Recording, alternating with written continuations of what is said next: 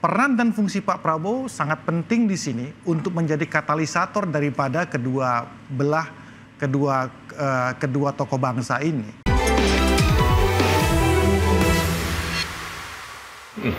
Apa hubungannya saya dengan hubungan beliau-beliau?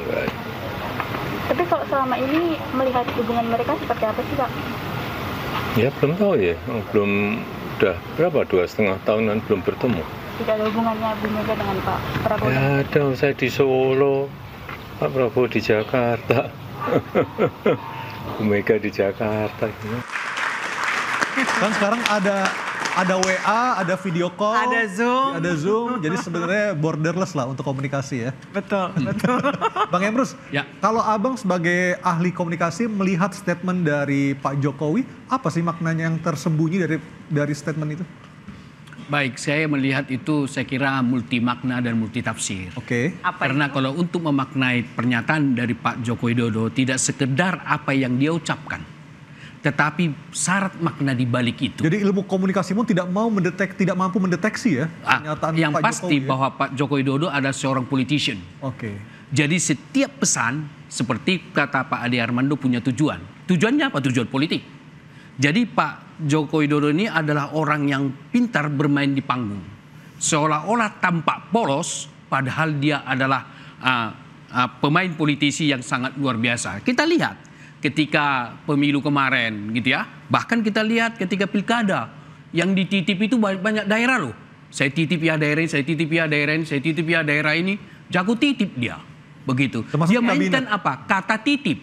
Bukan dikatakan dukung paslon ini. Jadi oleh karena itu dari aspek komunikasi untuk memahami siapa sosok daripada Pak Joko Widodo perlu melakukan pendalaman. Oke. Termasuk di dalamnya mewawancarai Pak Ade Armando. Saya tanya ke Bang Ade dengan point of view yang berbeda. Maksud dari kalimatnya Pak Jokowi. Saya rasa ya, ini lagi-lagi karena kita dari luar menilainya ya.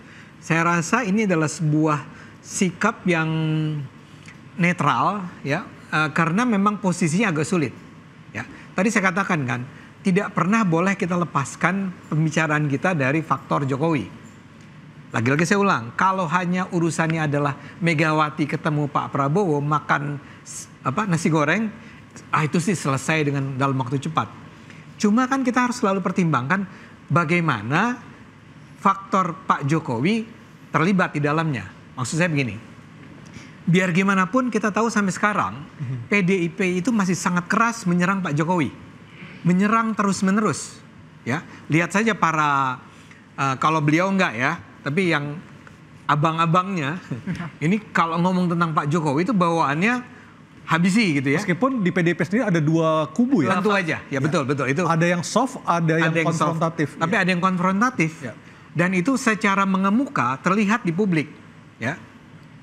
Jadi mereka masih mengatakan bahwa kami nggak terima Pak Jokowi. Masalahnya Pak Jokowi ini dekat dengan Pak Prabowo. Menurut saya, biar bagaimanapun, Pak Prabowo adalah orang yang tahu bahwa kemenangan dia kemarin sebagai presiden itu antara lain diakibatkan oleh kehadiran Gibran. Diakibatkan oleh kehadiran Pak Jokowi.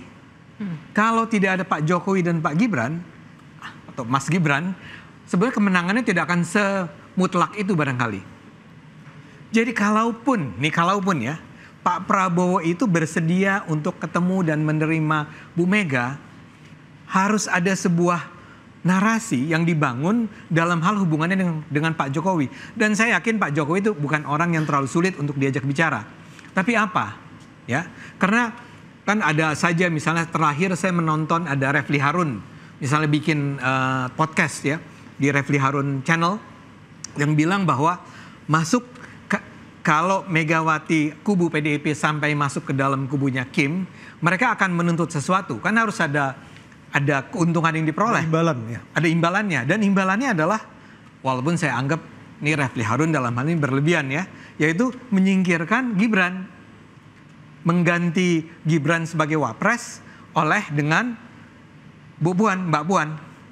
It doesn't make sense buat saya, tapi semangat itu ada. Ya, makanya karena itu menjadi penting nih sekarang kita melihat apa respons reaksi dari Pak Jokowi, Gibran dan semua terhadap apa yang terjadi. Nah, dalam hal ini jawaban Jokowi itu adalah semacam ya bagus lah gitu ya. Normatif saja. Normatif saja. Saya tadi mencari kata normatif saja itu nggak ketemu.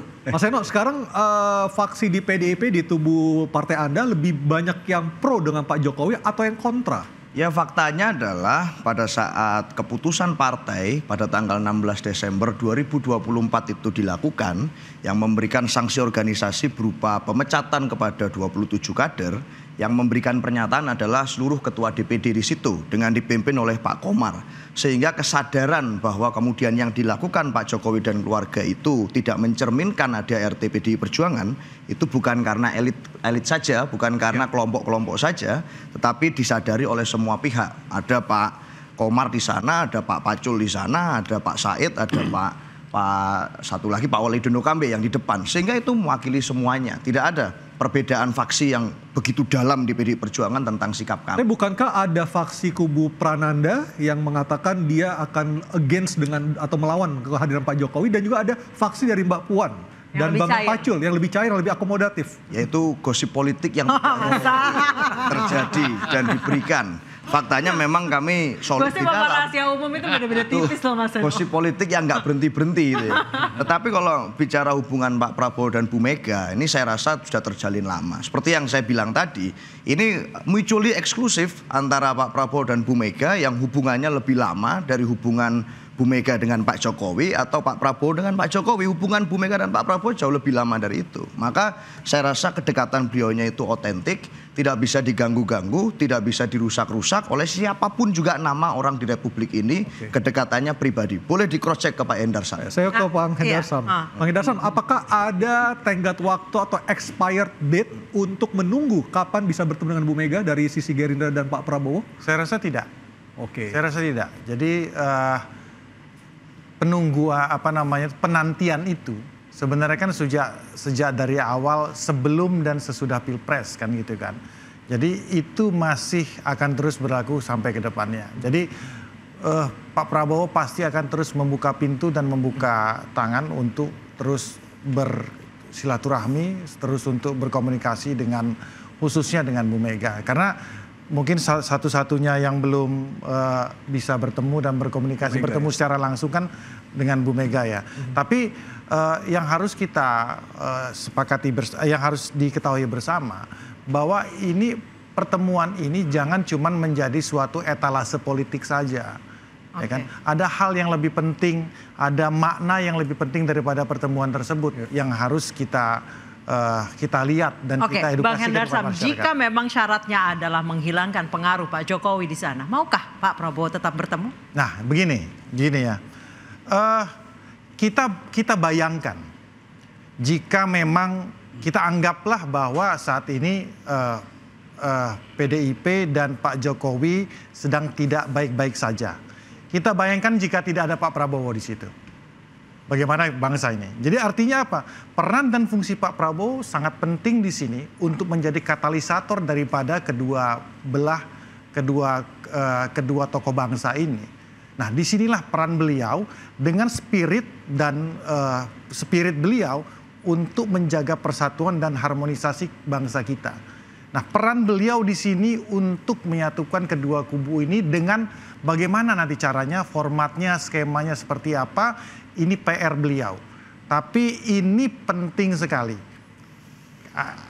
Kita semua bisa bayangkan kalau nggak ada Pak Prabowo ini, ya kan? Siapa yang jadi katalisatornya, siapa yang bisa menjadi penyambung lidahnya, siapa yang bisa mendamaikan keduanya. Nah, ini pintu masuknya. Ini mudah-mudahan kami berharap ini pintu masuknya untuk kemudian kita semua bisa berjalan beriringan dengan apakah formatnya nanti bisa satu frame bertiga yang kita harapkan ya kan, atau nanti secara paralel saja. Nah, itu nanti terserah kepada abang-abang kita mengaturnya dan juga kepada tiga tokoh sentral. Mau satu frame bertiga, mau paralel, tapi yang pentingnya harus ada impact buat masyarakat ya. Ayo kita akan mungkin tiba-tiba ada misteri guest datang gitu nih sih. Waduh, siapa tahu. Kita akan bahas usai jeda, tetap di Interupsi.